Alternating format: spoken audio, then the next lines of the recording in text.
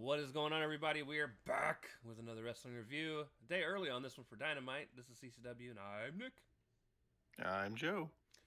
But yeah, so we're talking about Dynamite. This is Dynamite Homecoming. Uh, Title s- Tuesday. Set in Daly's place.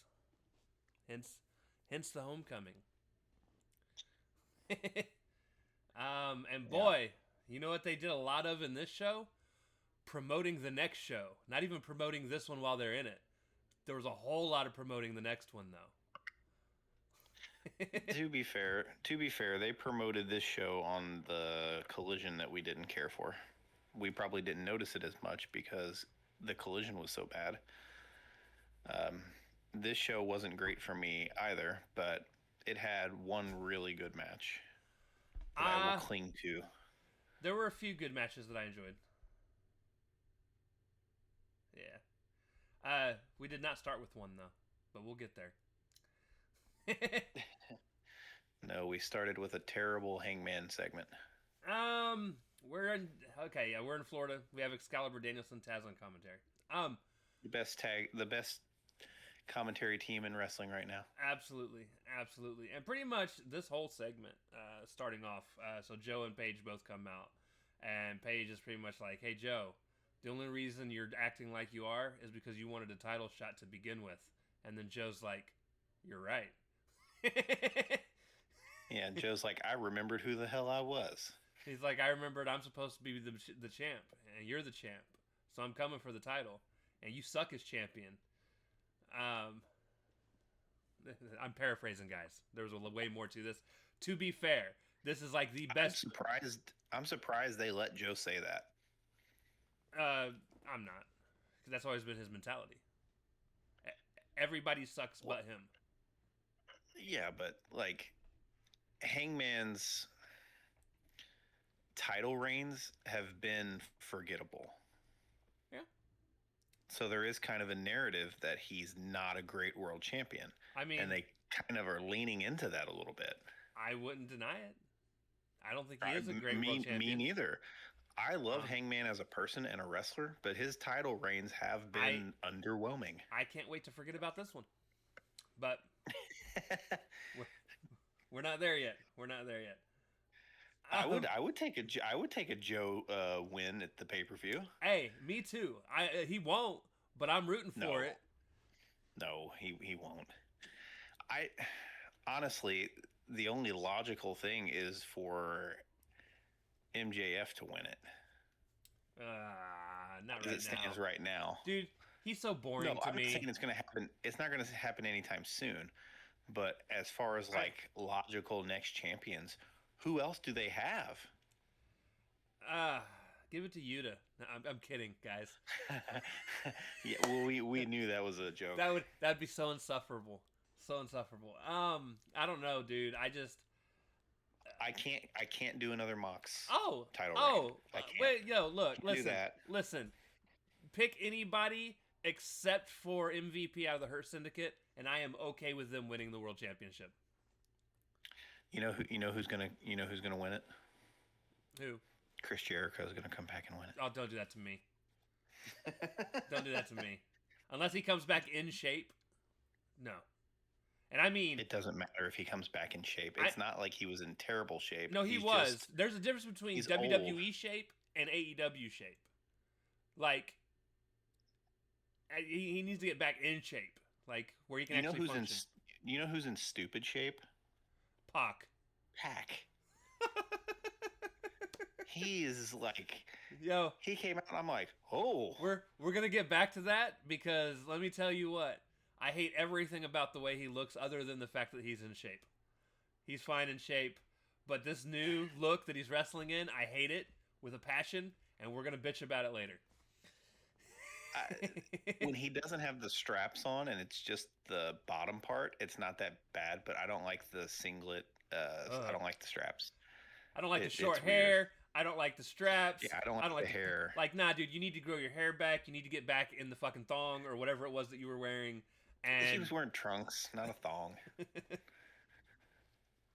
But yeah, I don't care for the presentation either. although to be fair, Anywho, this allows him to wear extra big knee pads, which I'm sure he probably wants. like I said, the bottoms aren't bad. The whole singlet though, I don't know, it's weird. He's so jacked it looks like it's undersized on purpose just to make him look even more jacked, Right. which he doesn't need because he's a fucking monster. That's true. Funny enough, though, most of the crowd was chanting for Joe during this promo exchange. Which I was Paige too. comes across like a wet blanket on the microphone. I actually don't mind him on the mic. Now, I like him more when he's psychotic. He screams his way through every promo he does. But he did have a really good line at the end of it where he was like, me being champ, or it was basically said, him being champ isn't based on Joe's opinion of him, but when the bell rings. Which is a solid point because everybody always does, and he was right. Everybody tries to come and tell him what he's capable of champ, what he's not capable of champ. And what's funny is it's a lot of us that aren't wrestlers that say that. I mean, we just said it. So he's not wrong, but I do find him boring. He's too big. He's like super babyface. And the best his character ever was when he was burning motherfuckers' like houses down. Sorry. Psychotic, a tweener with the more kind of darker theme music. This cowboy, I'm this white meat babyface bullshit. It's not good. No, I find it boring as hell. That's the reason they booed Cody when Cody was there. And I'm also tired of Cody's fucking white meat babyface bullshit. And guys, regardless of whatever fucking corporation he works for, I don't mind super babyface characters in wrestling typically, but you got to have the demeanor to match it, and he just does not. Yeah, because he's trying to be a hard ass and be a like righteous babyface. Right. So then, after the promo, Mark Briscoe is the only person that was hyping up some matches for the conglomeration. Roderick wasn't having it per the norm. Kyle. That was about it, and that's the last time we get any promo for this show. We got a lot of backstage segments, though. The good news is they're all super quick. The bad news is they are all promoting Collision. Literally, every single one is somebody talking about their match on Collision. And I'm just like, shut the fuck up. Shut the fuck up. I don't want to hear you. Shut the fuck up. I'll get to that show, that terrible show, when we get there. We get a Jon Moxley Tomohiro Ishii match that if they'd have taken the first 7 minutes of this match away, I would have been fine. But it was so boring for like the entire first half of the match. But it felt like the moment Ishii, funny story coming out of this whole match, there was blood and it wasn't Mox for once. No, Ishii was bleeding from the nose because of Mox, though. True. But the moment Ishii's nose started bleeding, I feel like he actually started wrestling better. And Mox started wrestling better. And then I was like, oh, hey, the match is actually watchable now. Maybe that's why he bleeds so much, because it increases his abilities. But it was like playing an AKI wrestling game when you make somebody bleed and they fucking power up. It's a buff. But yeah, it picked up after he started bleeding in the last 3 to 4 minutes. I was like, last 3 or 4 minutes are perfectly fine. But dude, those first 5 to 7 minutes, I was like, oh my God, shoot me. Yeah, it's the typical strong style bullshit, brawling, dumb stuff. Once they actually started doing actual wrestling moves, it picked up. Mox got the win. Paradigm shift into the bulldog choke, and ref just called the match because Ishii passed out. I did like that Ishii was no-selling a bunch of stuff when he would land on his head. Oh, that's my favorite thing about him. He wrestles like he's Samoan, which cracks me up.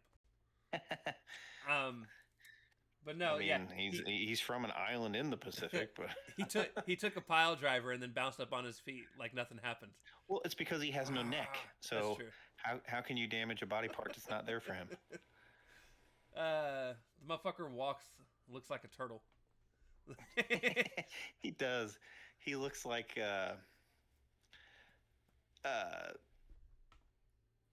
you've seen Dragon Ball, where Master Roshi's wearing the big turtle? That's what I picture. That's what I picture. Yeah, right. Here's the thing. I like Tomohiro Ishii. I like him. I like the fact that at his age, he wrestles better than a lot of people, if not most people his age. Sure. My problem is they always seem to put him up against people that just... It's just brawls, and then it's pile drivers, DDTs that he no-sells to lead into elbows. Right. Into pile drivers of his own. It's almost the same match every time. Yeah, exactly. And we've seen these fuckers wrestle these two specifically a dozen times. Like 5 times. They've even mentioned it. It was like their 5th time wrestling or some shit. And that's just on AEW TV. Yeah. But yeah, so that was that. I'm sorry. We had one more backstage segment that wasn't promoting Collision, and that was because the Bucks were trying to get a money match from Tony Khan. I need a money match. And they get it. They get it. The next match, which was so underwhelming. So underwhelming. Again, first 5 minutes didn't need to exist. So the best part about this match was the finish. Oh my God. I thought Shelton might have killed that guy. The finish was awesome. So this is the Demand, Ricochet and Goa versus Hurt Syndicate. And first and foremost, I don't know why you would come out to fight in suits. But the Hurt Syndicate did. And the entire...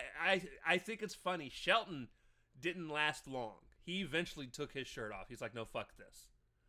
Well, actually, Bobby put up with that motherfucker for but... the entire match. He just unbuttoned it. Well, he kept unbuttoning to where there was no buttons left, and it was barely hanging on. I was waiting for him to unbutton the invisible button like Triple H did that shirt that he took off in the middle of a match that wasn't there. I don't know if you remember that. I don't, but I can see it. But he's gone on to say that he had like a wire or something wrapped around him. But if you see the video, there's nothing there. Sure you did, buddy. There's nothing there. You thought you had a shirt on, H, and you didn't. It's okay. We got it. But no. Again, most of this match was just super boring. And so here's the thing. Hardcore matches, street fights, whatever you want to call this, when the crowd is that close to the ring and you have no ringside area to brawl around, you need bigger areas. Way bigger areas. You need bigger areas.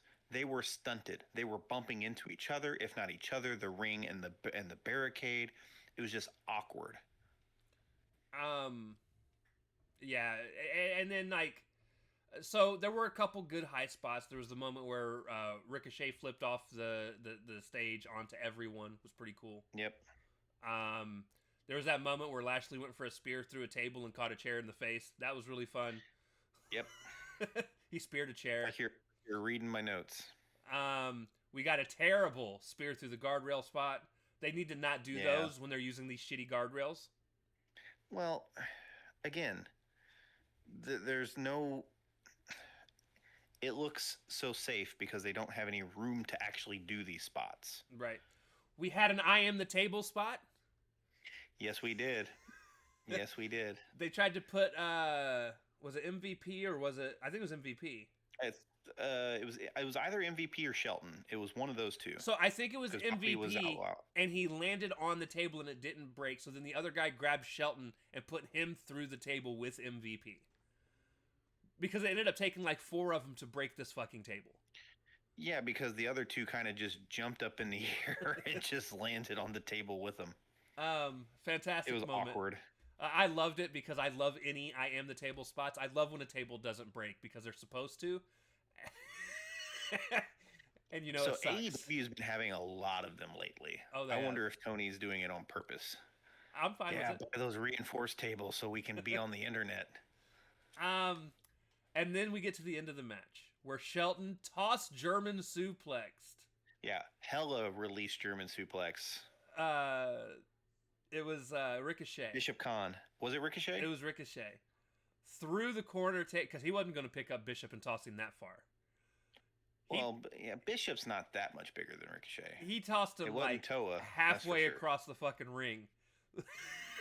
Yeah, released German through the table that was sitting there. It was awesome. And got the pin. I was like, bruh. Dude, best released German I think I've ever seen, especially through a table. Yeah, Ricochet took it like a champ, took it properly. Really neat visual. It was great. Match overall was kind of meh, but the finish was great. Finish was amazing. Don Callis family basically promoted Collision. And then we get match 3, Jurassic Express versus a couple of nobodies, which I don't think I ever caught their name. I didn't either, so and I wasn't going to look it up. But it was literally it wasn't necessary because the one guy didn't even get tagged in. No, he just got laid out. It was just a squash match. They won with a really cool finishing move that I don't think I've seen. Yeah, that was what their move was. Was it? Towards the end of their thing? Yeah, the little. It was like a float over. It was like a float over power bomb. Power bomb thing. Yeah. It was pretty cool. I liked it. Yeah, they've done it before. But yeah, it was just a squash match. The Bucks were in the crowd. Oh, that was the best part of it. The Bucks were in the crowd trying to talk to these little kids as fans. Yeah, so during the segment earlier that we didn't really touch on where they were looking for the money match, Matt told Nick that he had to sell some of their sneakers to buy tickets to watch the Jurassic Express match, and then they didn't even get seats next to each other. They got seats on the other side of those two kids. Right. Now, the good news is we're only getting one squash match before we get a match with them and the Bucks. But the bad news is I'm just tired of like a new team coming in or a team coming back or whatever, and then their first match is always a random squash match, usually on Collision. You gotta get them. You gotta get your legs back under you. Listen. Luchasaurus. It's gonna take a long time for me to not call him Kill Switch. Luchasaurus's legs are perfectly fine. It was his lungs that were his problem, but he's got that cleared up. All right. He doesn't need to get anything underneath him. He can go. Okay. Well, he's got to get some air in those lungs. He's got to increase his endurance. I think they'd have been fine to wrestle somebody worth a damn. I don't. You could have put them up against Romero and fucking Archer, okay, and let them win. What about Blake Christian and whatever the other guy's name is? Lee Johnson. Put him up against the Swirlies. I'm cool with that. Yeah. I agree. They must only work Saturdays though. Give them a little bit of offense, and then let the rest of it be mostly a squash. I'm fine. Let it be a squash, one hope spot, and then finish. Then move on. But yeah, no, I just this for the most part, I didn't. It was just unnecessary. It was just an excuse to get them. And dude, they need some energy. Oh, dude, if you think this is bad, you're about to be real fucking disappointed come the pay-per-view. Like Jurassic Express is all gimmick, no substance. No. So Jurassic Express, I've seen where in the past they at least have some energy, they interact with the crowd and stuff like that. But they just walked out and just kind of stared at everybody, and then just walked into the ring and then just kind of stared at everybody. Because they're afraid to embrace the silly thing again. And it's like, you ain't got to get on each other's shoulders, but like get on the turnbuckle. Like you don't have to wave your hands back and forth like the fucking crowd does, but you could do some like, come on, make some noise type fucking things or something. They were never really great at that. They had a little, I don't want to call him a midget because that's not right. They had a little person hype man in Marco Stunt that did all that shit for them. Now, I will say, they need to change their theme song. They really do. I agree. It does not fit who they are anymore. I'm glad because now they're trying to be stoic, grown-up kind of wrestlers, and I'm glad they just called him Jungle Jack Perry and not Jungle Boy Jack Perry. Well, at some point, you can't be a boy anymore. You got to be a man. But they got to drop the jungle shit, too. Dude, just call him Jack Perry. Like Jack Perry and Luchasaurus. Why can't it just be Jack Perry and Luchasaurus? They ain't even got to be Jurassic Express as a team name anymore. They can come up with something else that you can run with. Call him a man and his monster. Honestly, I'd be down with that. I don't hate it. I think it's better than Jurassic Express.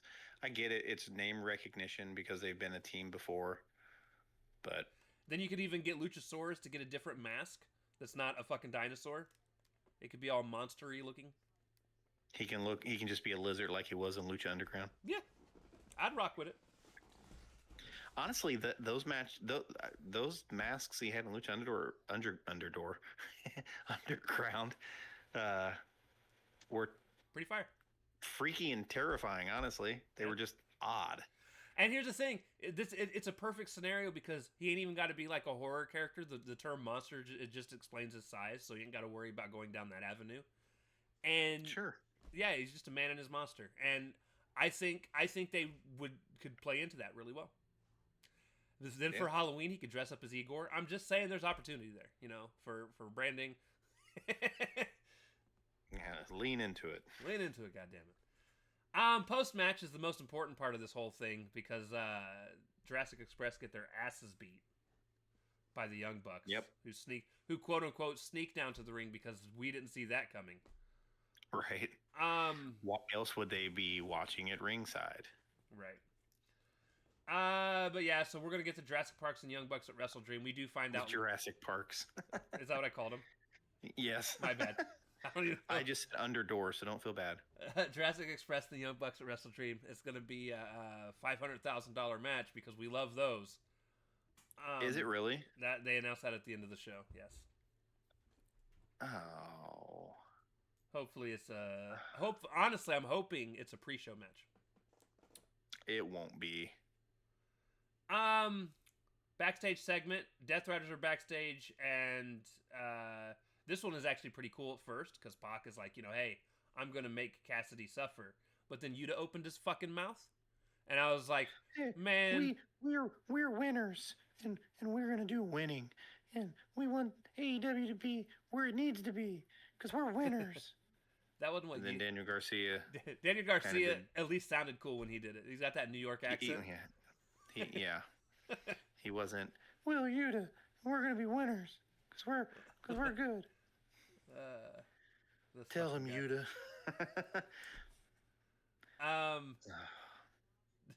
The match of the fucking night. Yes, it was a banger. Kyle versus Kyle. Listen, I'm gonna be honest with you guys. I don't think these two can put on a bad match. This is the second time they fought, and it's the second time it's been a fucking banger. I do like this match better than the other one, though. Oh, I do too. Don's on commentary. I did write in my notes, this is my favorite non-rivalry rivalry. Right. I said I'm rooting for Kyle. Me too. I also was rooting for Kyle. I don't know which match it was, but because Don Callis was on was on commentary so many of these matches, but Taz was I think it was the first match he was on the thing for. Which is it? This one? Was this the first Don Callis match? Yeah, there's only two of them, and this is the first one. Yeah. So Taz goes, "Hey Don, you got room for me in the Don Callis family?" And he's like, "Yeah, Taz, we would always welcome you." And he goes, "Oh man, I just remembered I'm under contract." And he sounded all bummed about it. Him and Don Callis' little banter I like a lot. Oh, they're great. I will shout out to Taz, who was leaning into being the heel commentator a little bit more tonight as well. Usually he just tries to be funny, but tonight he was like really like rooting on the heels throughout the night and stuff. I was like, that's fun. Honestly, this is a match that's like it's hard to really talk about because like it was super technical to start off with. Yep. And then eventually, Kyle hit one of those wild ass loose Mikinochu drivers.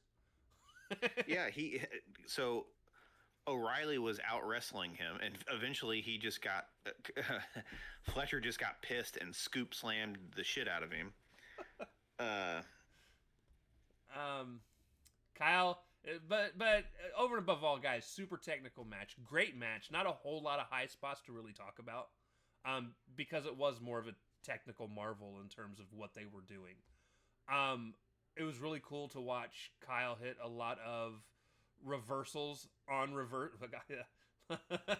I just said Kyle. O'Reilly reverse Fletcher's reversals. Like Fletcher would try to reverse something and Kyle would just O'Reilly would immediately reverse it himself. It was a lot of fun. They were doing really well. They have really good chemistry together. They do. But at the end, Fletcher wins with 2. I think they're calling them sheer drop brainbusters. They're supposed to be teardrop, like a Well, teardrop straight down. They're called teardrop, I know what you're. I think they're calling. I know what you're saying. I think they're calling them sheer drop for the name of his finishing move, though. Yeah. Which is stupid. They just call him a teardrop. I agree. He brainbustered him. Kyle got up, backed into a corner, got kicked, and he did. Fletcher did his running kick, and then did the other teardrop brainbuster. The one positive I will give on the night, I don't think anybody kicked out of a finisher the entire night. Maybe TK listens to this podcast. Even this specifically, he didn't pin him after that first teardrop, and Kyle finally rolled over because he couldn't. It was good psychology because they'd been beating the crap out of each other. He couldn't capitalize quick enough, so Kyle kind of rolled off and stumbled into the corner because he couldn't capitalize quick enough, which led to the follow up and the second finish. Right. And yeah, hit the pin, got the win. Then we get another backstage segment. Or no, post-match. We had a post-match thing. Archer attacks O'Reilly. Strong and Ishii come out. The numbers game still catches up to him. Briscoe eventually comes out to even the odds. And then it ends with Briscoe and Kyle in a stare down. Not O'Reilly. Yep. Fletcher. Kyle Fletcher. Too many damn Kyle!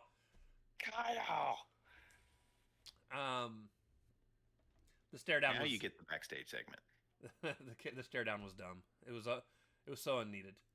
It set up Renee's question in the back. Yeah, it set up this unnecessary ass backstage segment. So Renee's like, "Hey, why did you back down from Mark Briscoe?" And he's like, "I didn't back down. We've already had too many matches of this." And she was like, "Oh yeah, you've won 2 and he's won 2." And then she was like, "Oh, I'm just hearing from Tony Khan. You 2 are wrestling for the TNT Championship at Wrestle Dream." And they were like, and then they walked off. Yeah, Don Callis got in his ear. They kind of got quiet and then just walked off. Dude, literally every single promo segment backstage tonight was unnecessary and it pissed me off. It's the worst part of tonight's show.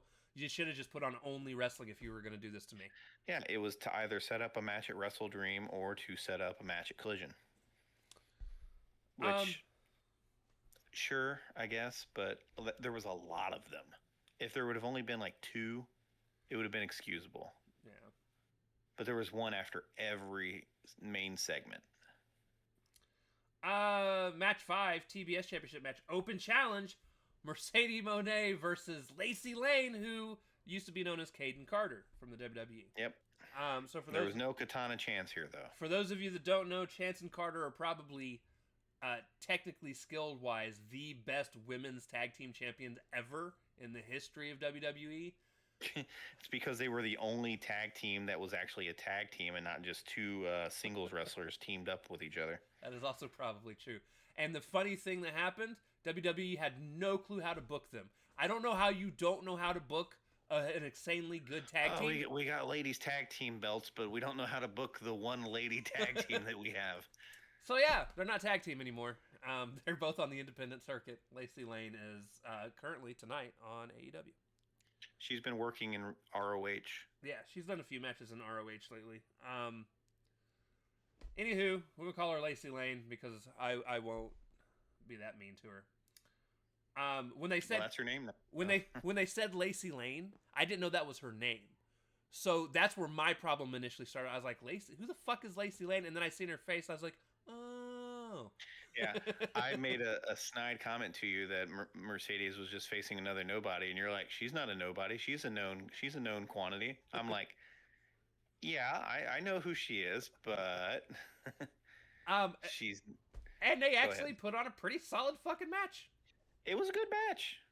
I liked it better than the Becky and Dupree match that everybody on the fucking internet seems to love. Listen, that I hated. I would hire this woman and put her on the show and move like Penelope Cruz down to fucking ROH is what I would do. Penelope Cruz. You keep calling her Penelope. I don't care. Penelope Ford, whatever. I'm just saying. But who's going to stand there next to Megan Bayne and look Megan Bayne make her look gigantic? Oh, wait. They did that with FTR. FTR looked like midgets next to fucking Megan Bayne. Anyone that stands next to her. You ain't got to have any. Like, she just has to. You can have segments backstage where she just walks down the hall and you're like, oh, man, she's a big bitch. She made Dax and Cash look tiny. Yeah, she did. What was it? Uh, what was it? He said. He called him like a couple of bad bitches or something like that. Yeah. Dude, I fucking love Stokely. When he's on, he's fucking on. It just sucks that it's only like once every 3 to 4 weeks. It's true. He's got like a 25 to 30% chance to be really good, and then the rest of the time he's just mediocre as shit. Listen. There's this one moment too, dude, where Lacey Lane kicked the fuck out of Mercedes' face, dude. It looked so good. The drop kick? It was on a rebound off the ropes, and she just kicked her in the fucking face. It wasn't a drop kick. Oh, I thought she was talking about like the shotgun drop kick she got her when she was sitting on the mat. Well, she was sitting on the mat, but the one I'm talking about was just like a big boot to the fucking face. Okay. And my god, her stuff looked crisp. she looked good. I kind of want to see her wrestle against Cena. Did you just say Cena? Athena. Oh, Athena. Yeah, let's book that right now. One more match. That just made me lightheaded. It's late, people. If you can't guess. No, I want to see her. John Cena's coming to Ring of Honor to wrestle JC Jane. I want to see her specifically wrestle against Queen Aminata because I think their styles would actually mesh well together. It would be the stiffest looking match ever. Probably because most of the shit would really be getting laid in. Monet ends up winning with her ugly ass finisher. Good match though. Yeah, it was good. The right person won. I don't know who beats Mercedes. They have a women's championships problem right now. They've got a women's problem right now because they've had a women's problem for almost the entire time they've had a women's division. They like start to build what looks like a super promising women's division, and then like 2 or 3 people disappear, and then it like kind of falls apart, and then they kind of start to build it back up, and then it kind of starts to fall apart, and it's frustrating. I don't disagree. And then they leave certain stars on ROH that should be on the main show to be stars. Because Athena would definitely help out the women's division on the main shows. A lot. She needs to be the one to beat Mercedes. I agree. And then Mercedes needs to rebound and be the one who beats Stat. And all in while, I don't know what you have Tony do. The descent into madness because she can't buy a win or whatever. I don't know. Who knows? Or have her team with Shirakawa to win the tag team titles. I don't care. There's distractions that they can do along the way. Listen. I need them to beat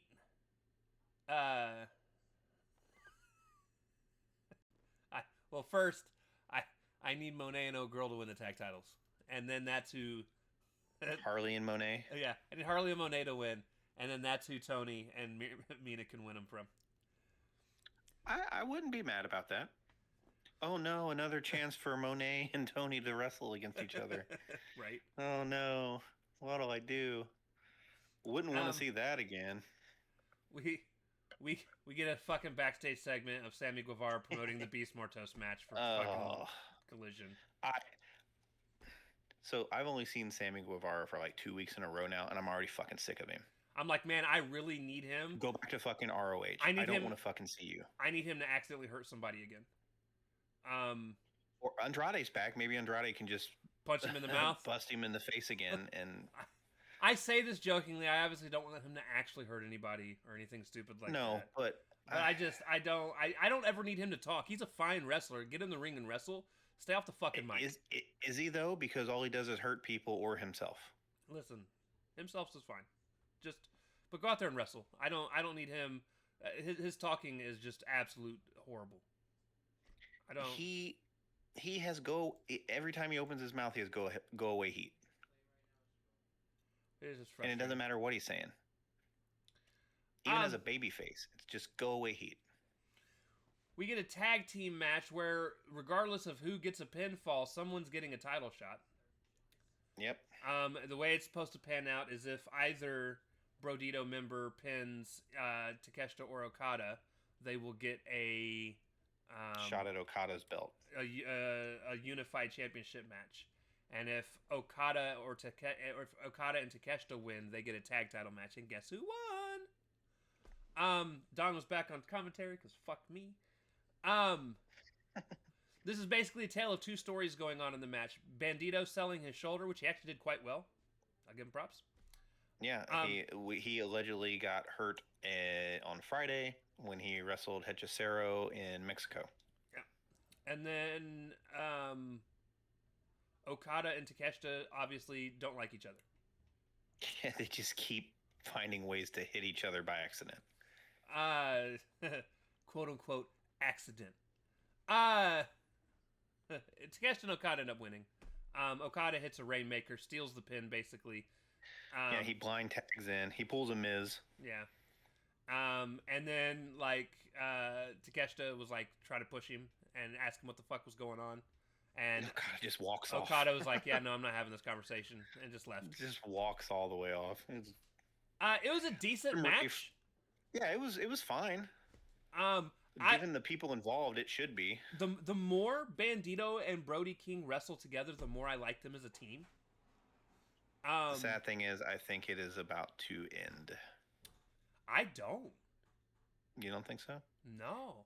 I think they're still going to find a way to win at Wrestle Dream. Because I think Wrestle Dream is where Okada and Takeshita are going to implode. I don't disagree. But I think it would be funnier if they were the tag champs and then did it. Oh, I think it would be hilarious. I don't know how long I want even more titles to be held captive in the Don Callis family, if I'm being honest. Well, buddy, get ready because it's bound to happen. Backstage, Jet Speed and Willow are promoting their match for Collision. And then FTR and Stokely respond in promoting their match for Collision. Where they look like they're in the background of far in the background, and Megan Bayne is way in the front because she looks like she's 2 feet taller than everybody else. That's because she is. I know. That's the sad part. Like, Dax and Cash are not the tallest gentlemen, right? They're probably between 5'9" and 5'11". Well, we were even talking about Edge and Christian being taller than them and it looking weird. And then Bane's taller than all of them. But Edge and Christian are like 6'3" and 6'4", respectively. But what are Dax and Cash?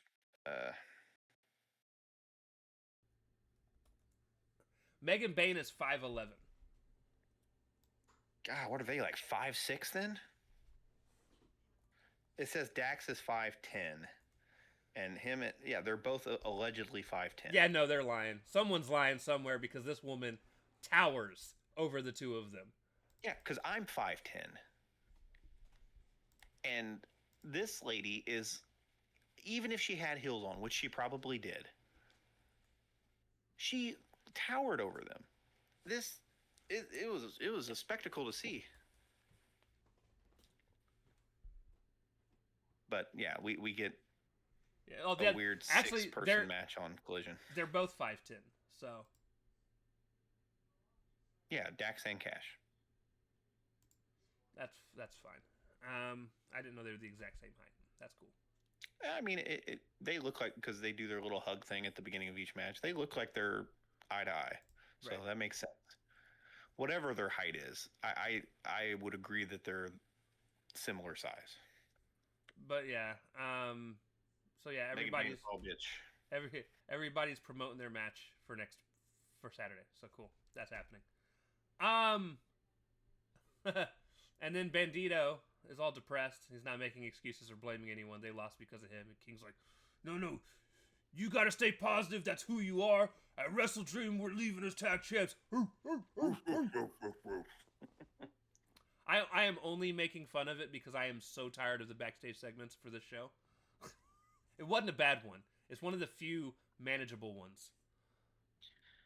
No, it's putting doubt in the viewer's eyes that they may not walk out as champions, which is what you want to have happen. So it builds anticipation for the match. Right. Will we see a title change? Will they overcome?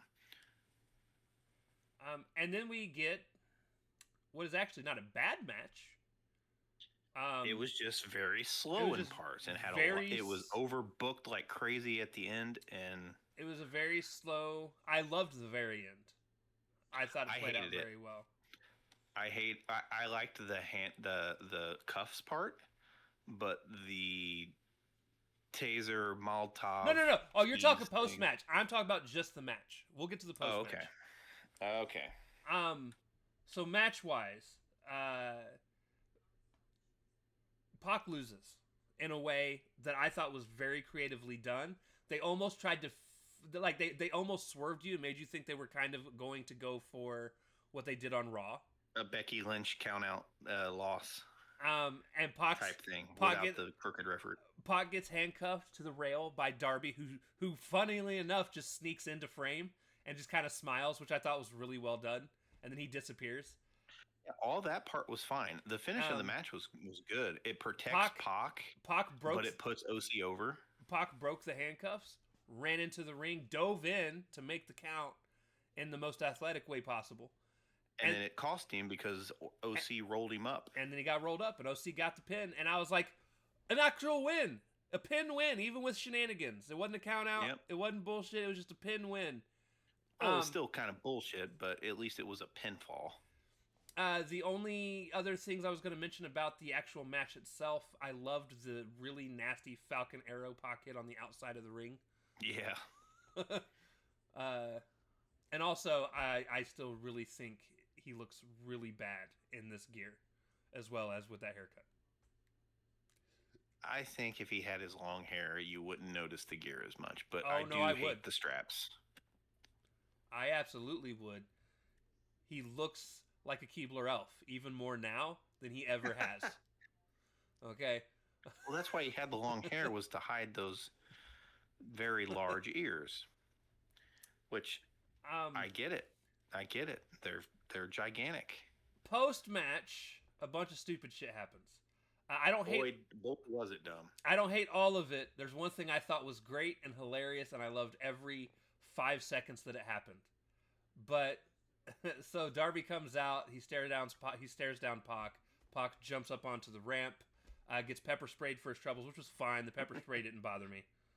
It didn't bother me either. Yuta gets flung across the announce table, which is also fine. That doesn't bother me.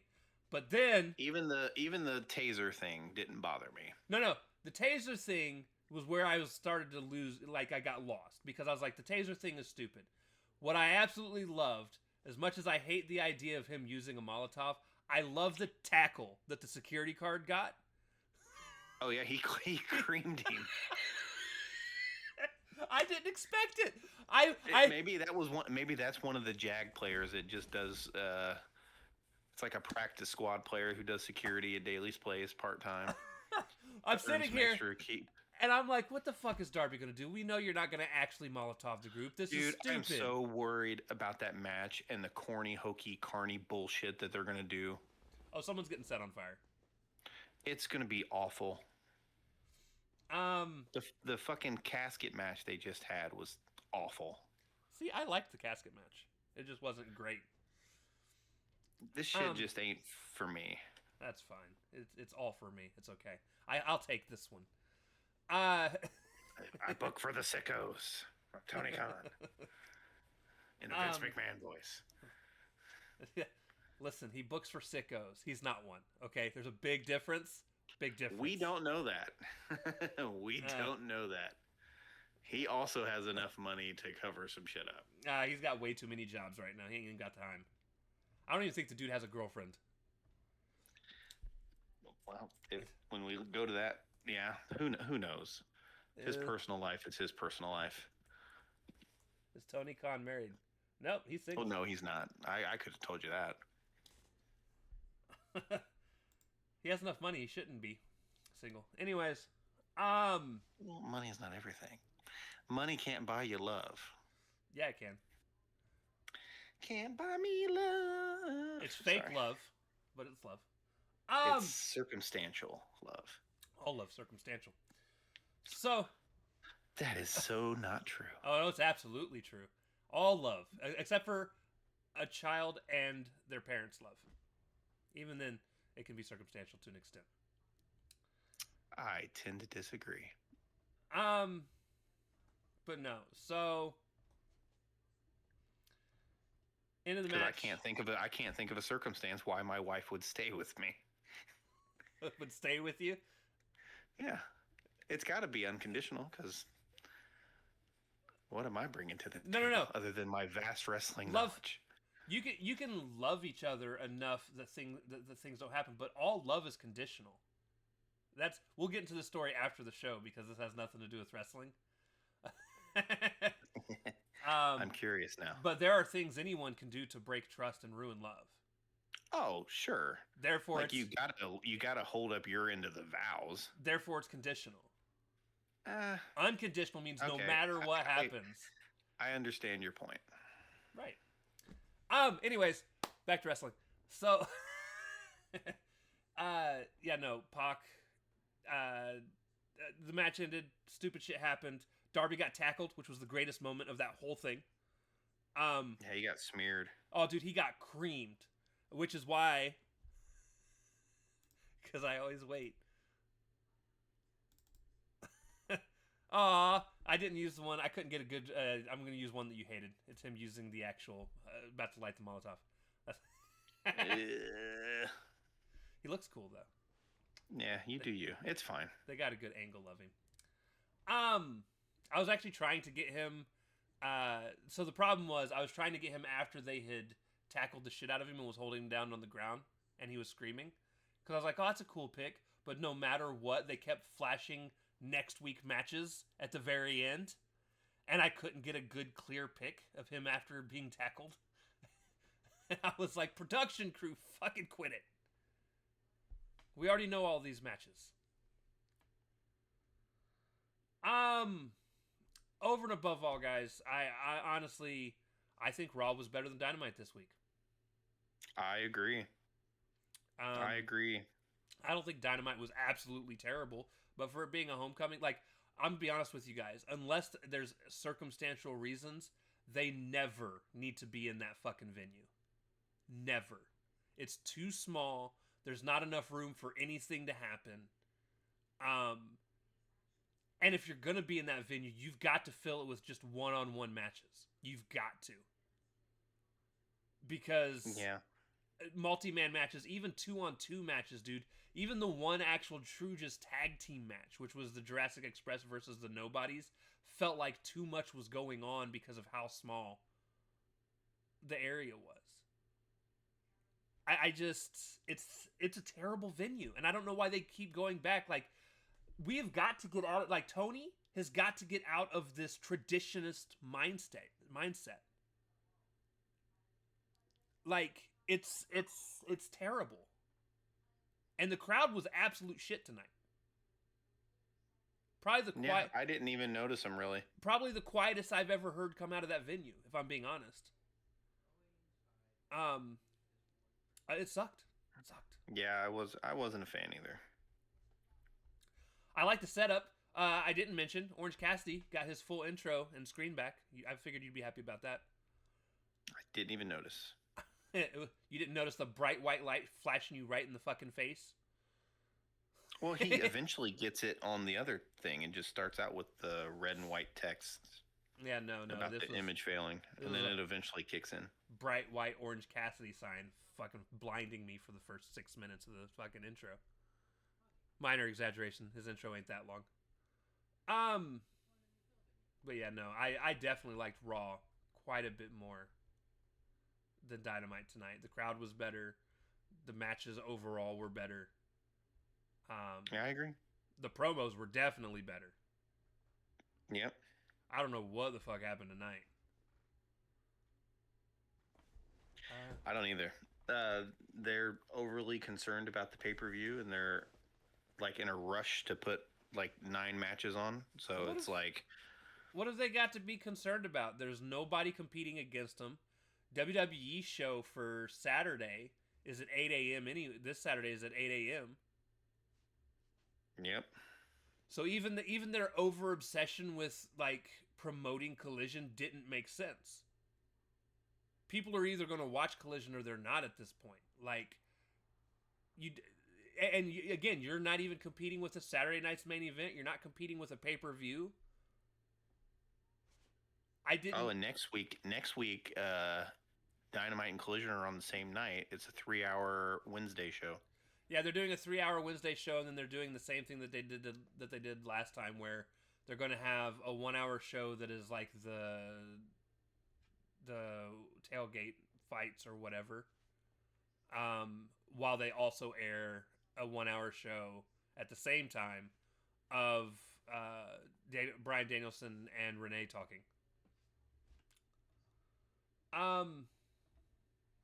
Yeah, dude. It was okay. It could have been better. Again, Kyle and Kyle. Yeah, it was a banger. It was a banger. I would at least, if you haven't watched the show, go watch that one. Fast forward through all the other bullshit, watch that one. It was good. Yeah, I agree. It's worth seeing. It's the only thing worth seeing, but it's worth seeing. Mm-hmm. But all right, guys, we're out of here. Look at that, 45 minutes. Nice. I think it was like 45. No, never mind. It made it to 51. We talked for 5 more minutes. Anyways, we love y'all. We'll see you next time. Deuces. Later.